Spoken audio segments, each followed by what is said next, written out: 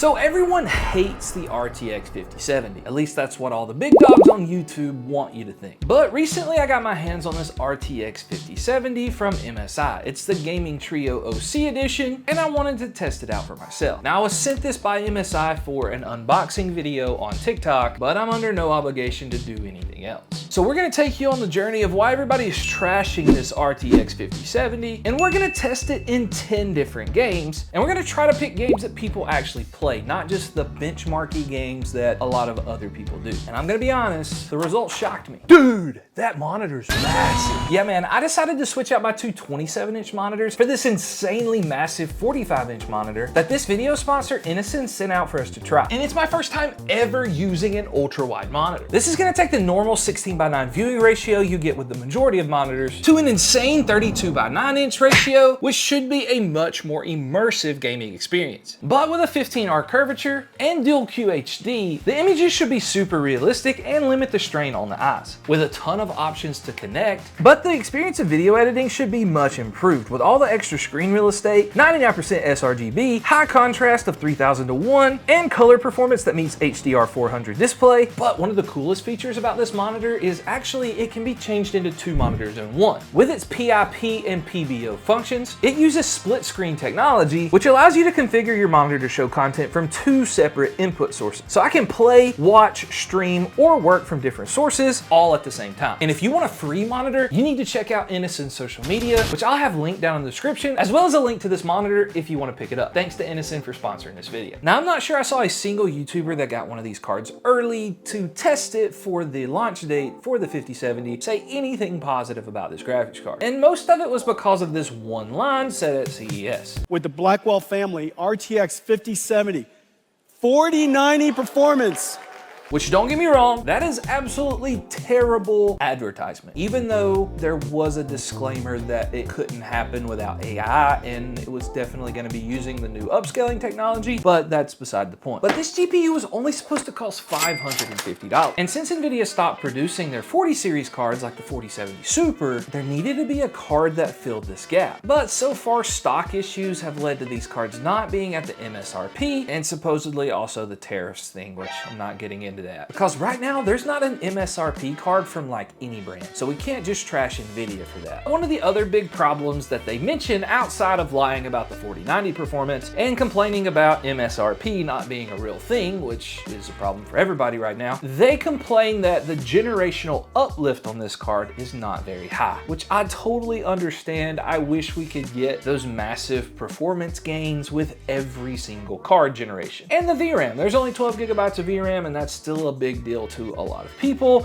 especially when we see AMD providing 16 gigabytes on their cards in similar price ranges. However, I don't like to take everybody's word for it, so thankfully I've got one of these graphics cards from MSI, and we're gonna see how good it really is in games that people actually play. And I'm pretty shocked by some of them. So for this testing, we're gonna be using our test bench PC, which includes a Ryzen 7800 X3D and 32 gigs of RAM running at 6,000 mega transfers per second. First up, we ran a few built-in benchmarks to really stress out this graphics card, and then later on in the video, we ran some popular games that a lot of people are playing. Now, this first one is very popular right now, and that's Monster Hunter Wilds. Since this was marketed as a 1440p card, most of these tests were run at 1440p. I'll tell you if they weren't. Monster Hunter Wilds has a built-in benchmark, so I didn't actually have to pay for the game, but if you want to see some gameplay on that, let me know down in the comments. I'll put it on my second channel. In Monster Hunter Wilds at 1440p, we ran the benchmark with no upscaling. I didn't use the AI upscaling except for a few times just to see how crazy it was, but there was no upscaling used in this benchmark run, and we put it on max setting, 1440p, 100% render scale, and we got 74, almost 75, and I think that would be super playable and fun in a game like this, where I'm sure the graphical quality is just as important as anything else. Black Myth Wukong is also one that kind of prioritizes Nvidia graphics cards. Other graphics cards seem to not do very well on this game, but we did run the built-in benchmark on it as well, and it really likes for ray tracing to be be enabled, so we tried a few different settings on this one. For max ray tracing settings with no frame generation, we only got like 25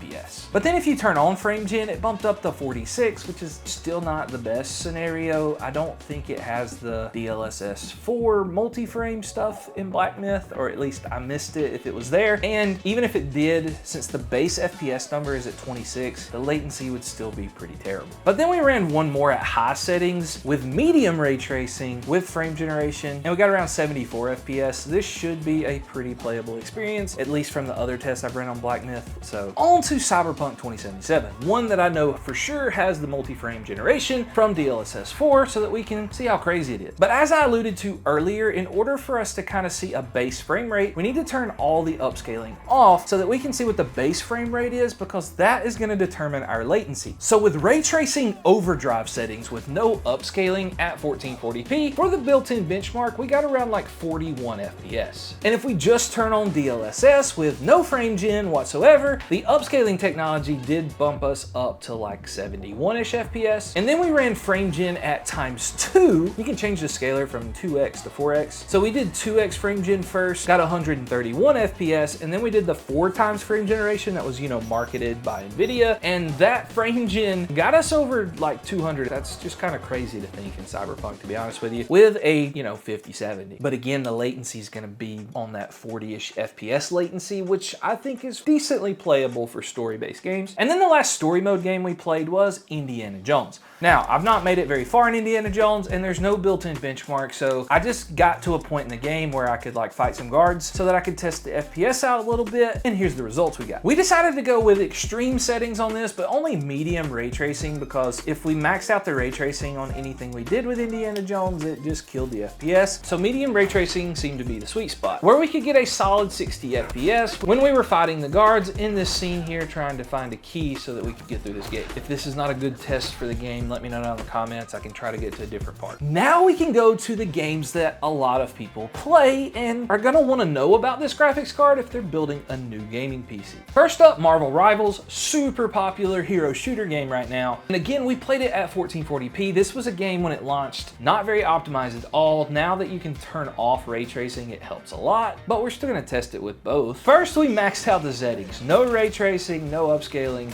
none of that, and no frame gen. We actually got 120 FPS, which is just crazy. I was not expecting that. But again, if you turn the ray tracing off, it really helps in Marvel Rivals. And then if we use 4x frame gen, you get 300 FPS. And considering the base FPS was around 120, I mean 120 FPS and you're upscaling it to 300, I think the latency is gonna be pretty good there. So would you play on these settings? But we can't play a competitive game without seeing what our maximum FPS potential is. Now we didn't test 1080p on this game, but we did test 1440p, all low settings, and we got around 200 FPS. Now I did forget to restart the testing on MSI Afterburner, so you can see our average FPS is still like at 160, but if you notice the FPS above it, while we're in fights, it is around 200 pretty much the whole time, so that's my fault for not pressing the button and restarting the average. Then we tried Warzone at 1440p, which, you know, AMD cards typically do better on Warzone, I'm not gonna lie, but Nvidia's not terrible. Since this is a super competitive game, we didn't try any frame generation or upscaling on this, we just did the raw settings. On extreme settings, we got 100 to 120 FPS. Ultra settings got us a slight bump, like 120 to 130. The balance preset settings is where we saw a huge jump. We got like 170 to 180, which was really cool. For a game like Warzone, really awesome. But our basic settings got us around a solid 200 FPS. All of this was with 100% render scale, but I still couldn't clutch up a dub with 200 FPS. Now, before I show you the last benchmarks that we have that are on some really popular competitive titles, I want to make sure you understand one thing. I paired this with a 7800X3D, which is one of the best gaming CPUs on the market. So that will affect your FPS some in these benchmarks, but as long as you get a really solid CPU, you should be okay. If you want recommendations for those, let me know down in the comments. First up was Apex Legends at 1440p. We maxed out all the settings except for shadow spot detail because it grabs at you when you do that for some reason. And we got a solid 240 FPS easy, like it was like around 250 at times. And just for fun, I lowered the settings all the way down and we got pretty close to 300 locked, but Apex Legends will not let you go higher than 300, so that's really all we could do for that test. CS2 is another one that's been a little bit more demanding on the graphics card since they went from CSGO to CS2, and we tried 1440p max settings. Again, CPU helped us out here. Even though the GPU is more demanding, CS2 gave us a locked 240, 250-ish experience at 1440p. That's with the very high settings, which is really solid. If you need more FPS, you could always drop the settings, but that game ran super smooth. And everyone's favorite Battle Royale, good old fork and knife. That's where we had to test a lot of different settings. Now we could definitely max out this graphics card. If we went ultra settings at 1440p, it could totally break the system because ray tracing and stuff on Fortnite is insane, but nobody's playing Fortnite like that. So we went DX12 first. We turned off the main settings that kill FPS, like nanite geometry, shadows, things like that. But we put everything else on epic, like view distance, textures, post-processing, that kind of stuff. And we actually ran this one at 4K like this and got like 150 FPS, which again, CPU helps with that some, but 4K definitely max out the graphics card. But if you put everything on low at 4K, on DX12, except for view distance, we put that on far, you can get like 240 FPS super easy. So if you have a 4K monitor, that would be cool. At 1440p, we didn't even have to lower it to low settings, and we could get a pretty solid like 220 to 240 with a lot of the settings on epic. Again, we're not using shadows or nanite geometry, anything like that. You could definitely get higher if you lowered everything and played at 1080p, but we didn't want to do that because we're gonna play on performance mode, which everybody loves. We were in performance mode 3 times, 4K, 1440p, and 1080p. In 4K, we got over 400 FPS, but the 1% lows were kind of bad in the game, especially at the beginning. They got a little better the more we played, but it was kind of annoying. The 1% lows did get much higher as we lowered the resolution for whatever reason. So at 1440p, we got closer to like 400, and at 1080p, ultimate Fortnite settings, we got over 500 FPS. I don't think it's bad at $550 if we actually ever see that price point, but if we don't, you can always check out one of these.